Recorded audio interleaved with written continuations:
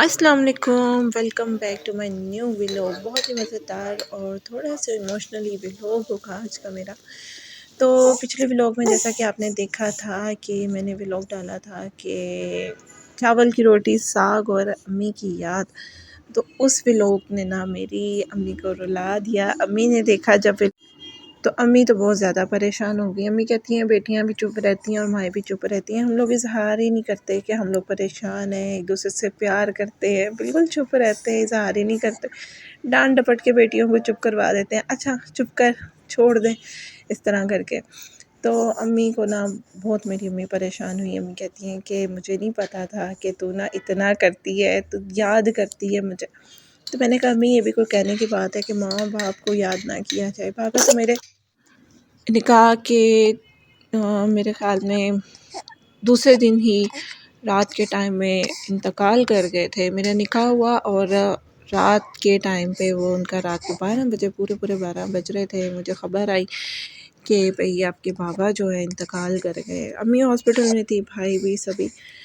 تو کیسے سب کچھ کیا ہو جاتا ہے۔ میری جو شادی ہے وہ بھی بڑی ہی کوئی عجیب قسم کی ہوئی، اور بس یہی یادیں تھیں جو میں نے شیئر کی تھیں آپ کے ساتھ، کہ دور ہونا بھی بڑا نا ایک عجیب طریقے کا دکھ ہوتا ہے، تکلیف ہوتی ہے۔ سارے مجھ سے رشتہ دار بھی پوچھتے ہیں کہ آپ کو یاد نہیں آتی آپ کے گھر کی؟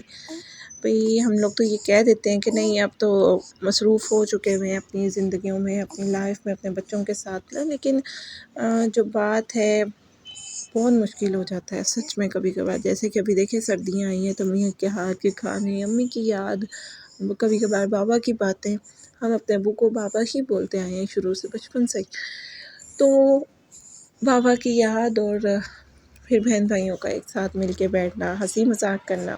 تو میں سب سے زیادہ دور ہوں، بہت ہی زیادہ۔ کراچی لاہور میں کافی ڈفرینس ہے، اور پھر وقت ملنا نہ ملنا، سالوں سال، تو میرے خیال میں مجھے تیسرا سال ہونے لگا ہے۔ ماشاء اللہ سے میرے بھائی کا بیٹا بھی ہوا۔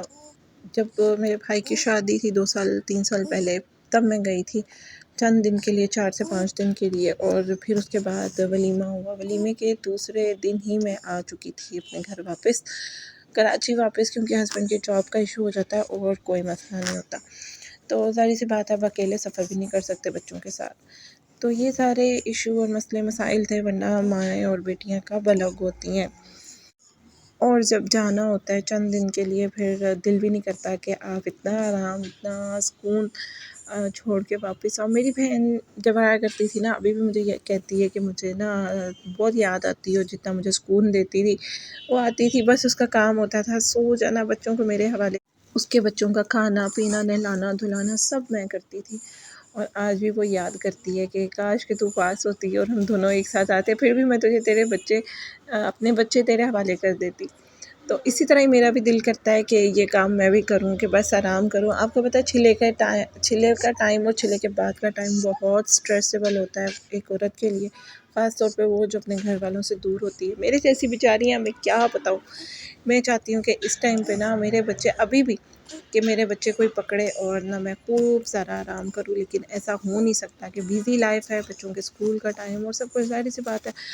تو جناب یہ مسئلے مسائل تو چلتے رہیں گے، دکھ تکلیفیں دلوں میں ہی رہ جاتی ہیں۔ اور اس سے بڑھ کے یہ کہ میری 2 پھپھو فوت ہوئی ہیں، ایک کزن فوت ہوا، میں کسی کے غمی پہ نہیں جا سکی کہ صرف جائے کون ساتھ۔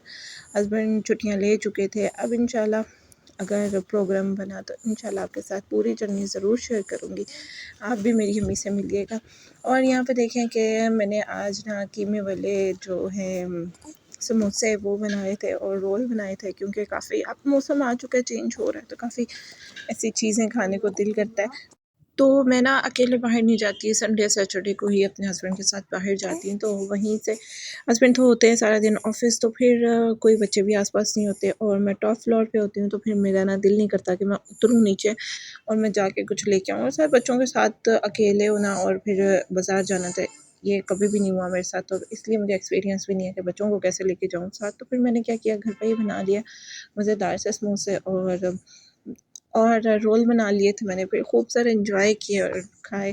تو آپ نے مجھے کمنٹ کر کے ضرور بتانا ہے کہ میرے ولاگز آپ کو کیسے لگتے ہیں، اور کمنٹ کرتے رہا کریں۔ اور جناب اگر ولاگ میرا اچھا لگے تو آپ نے شیئر کر دینا ہے، چینل کو سبسکرائب کر دینا ہے، بیل آئیکن کو پریس کرنا نہ بھولیے گا تاکہ میرے نئے اور بہت مزیدار سے ولاگ آپ تک پہنچ سکیں۔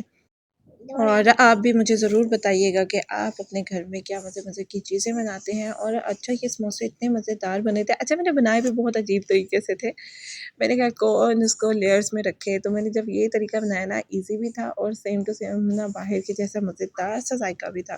کے ساتھ ہی دیجیے اجازت، رکھیے گا خیال، اللہ حافظ۔